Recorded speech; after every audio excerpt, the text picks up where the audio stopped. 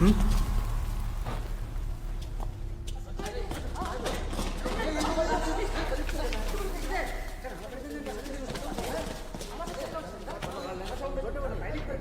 అసలు ఫిక్స్ చేయలేదా? Sorry sir, test run చేస్తున్నారు. ఈలోగా ఏమైందో తెలియదు. ఇండస్ట్రియల్ క్రెయిన్ తెప్పించి నైట్ క్లీన్ చేయించి కొత్త లిఫ్ట్ పెట్టించండి. ఇంకో 1 month లో మనం హ్యాండ్ ఓవర్ చేయాలి. తెలీదా మీకు? Okay sir.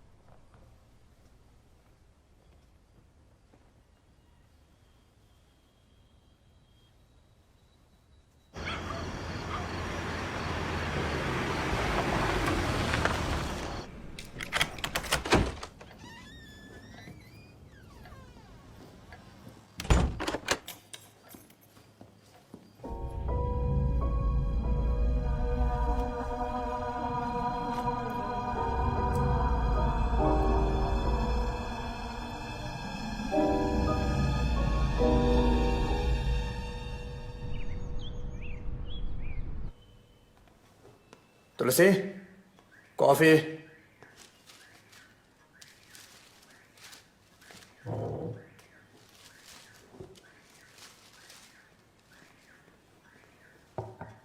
అత్తగారు ఎక్కడ? అమ్మ ఊరు వెళ్ళిపోయింది.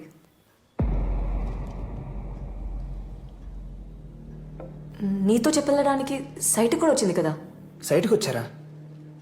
ఎప్పుడు? నేనే వచ్చి డ్రాప్ చేశాను. లేదే, నేను చూడలేదే. నేను కలిసి కదా వెళ్తాను చెప్పింది.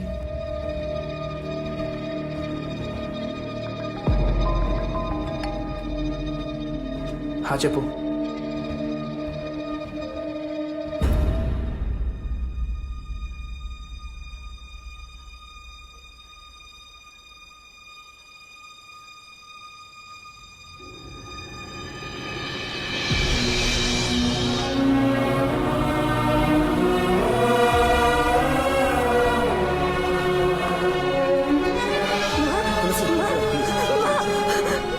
ఎలా జరిగింది?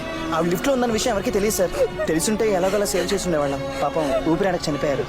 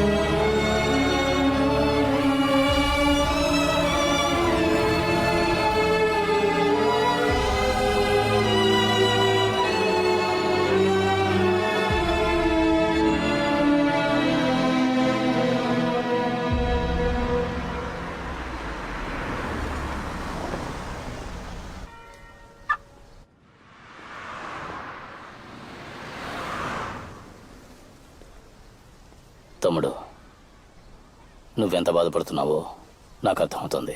కానీ మీ కుటుంబంలో జరిగిన విషాదానికి నేను కారణం కాదు.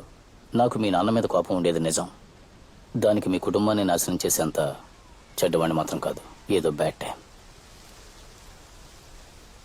నీకేదైనా సహాయం కావాలంటే ఏ టైం అయినా సరే తప్పకుండా నాకు కాల్ చేయి. అది చెప్పి వెళ్దామని వచ్చాను. ఉంటాను తమ్ముడు.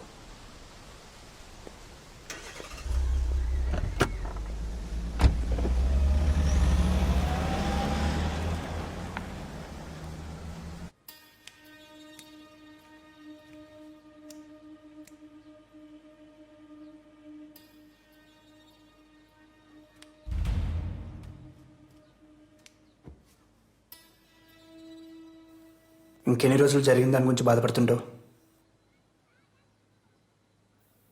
ఆ రోజు అమ్మని నేను డ్రాప్ చేసి ఉంటే ఇలా అయి ఉండేది కాదు కదా. అనవసరంగా ఎక్కువ ఆలోచించి నీ మనసు పాడు చేసుకోకు. ఏదైనా జరగని రాసుంటే దాన్ని ఎవరు ఆపలేరు.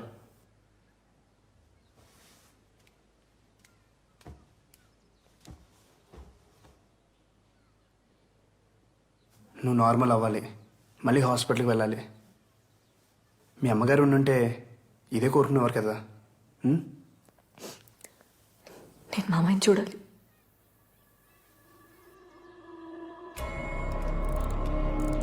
He's fine. ఇంకో 2 డేస్లో నార్మల్ వర్క్ షిఫ్ట్ చేస్తాం. ప్రస్తుతానికి ఆయన డిస్టర్బ్ చేయకుండా ఉంటే మంచిది.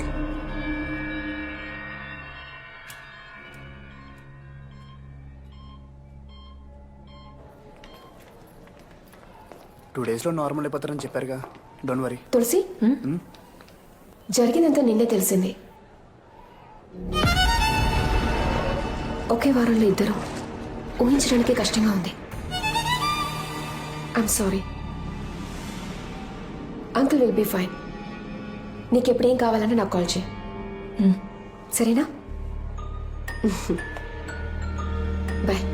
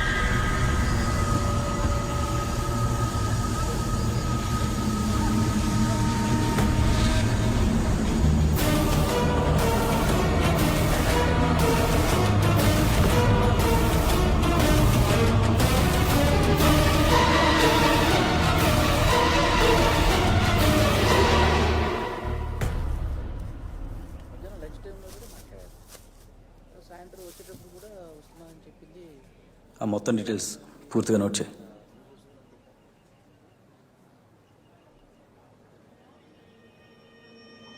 సార్, మీరు ఇక్కడ ఏం చేస్తున్నారు? తను మాకు ఎన్నో సంవత్సరాల నుంచి తెలుసు. మా ఫ్యామిలీ డాక్టర్. నిన్నే హాస్పిటల్ కూడా కలిసాం. ఏమైందో తెలియదు, సడన్గా న్యూస్ చూసి షాక్ అయ్యాం.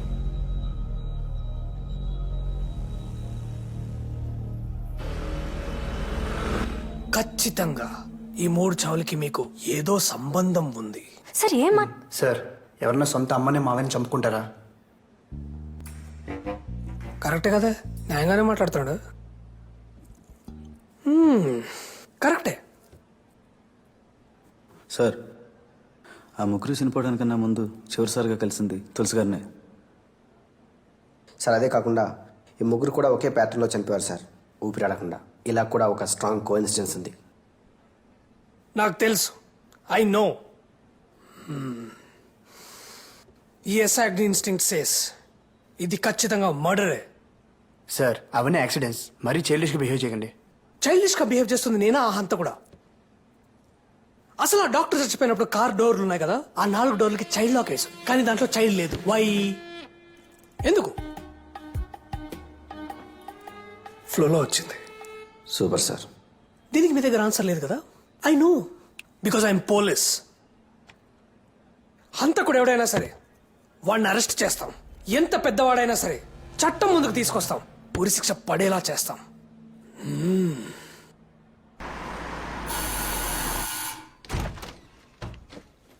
మావయ్య ఎలా ఉన్నారు? బాగున్నానమ్మా. ఆరోగ్యం ఎలా ఉంది? బాగుంది. పర్వాలేదు కదా?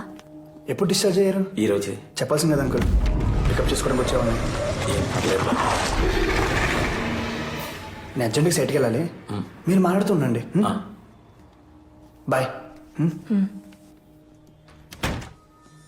ఎవరు చేసిన పాపము మన కుటుంబాన్ని అతలాకుతలం చేసింది. బాలస్వామి పూజారి ఉన్నారు, ఆయనతో పరిహారం చేద్దాం. వద్దు మావయ్య, కృష్ణకి ఇలాంటివన్నీ నచ్చవు. మీరు చిన్నపిల్లలు, కొన్ని విషయాలు మీకు అర్థం కావు. ఇవన్నీ మన పరిధిలో లేని సంగతులు. బాలస్వామి ఇంటికొచ్చి యాగం చేస్తే చాలు, మనల్ని పీడిస్తున్న దుష్టశక్తులని మనల్ని విడిచి వెళ్ళిపోతాయి.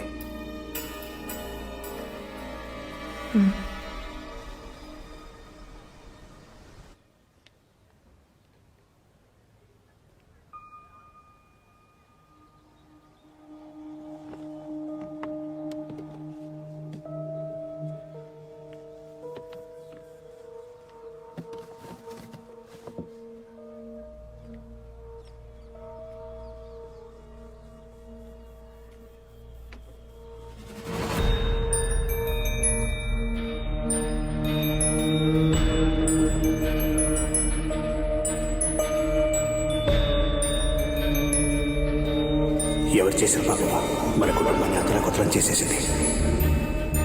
ఈ ముగ్గురు కూడా ఒకే ప్యాటర్న్లో చనిపోయారు సార్, ఊపిరాడకుండా. ఇలా కూడా ఒక స్ట్రాంగ్ కోఇన్సిడెన్స్ ఉంది. అసలు ఆ డాక్టర్ చచ్చిపోయినప్పుడు కార్ డోర్లు ఉన్నాయి కదా, ఆ 4 డోర్లకి చైల్డ్ లాక్ వేసు, కానీ దాంట్లో చైల్డ్ లేదు. వై?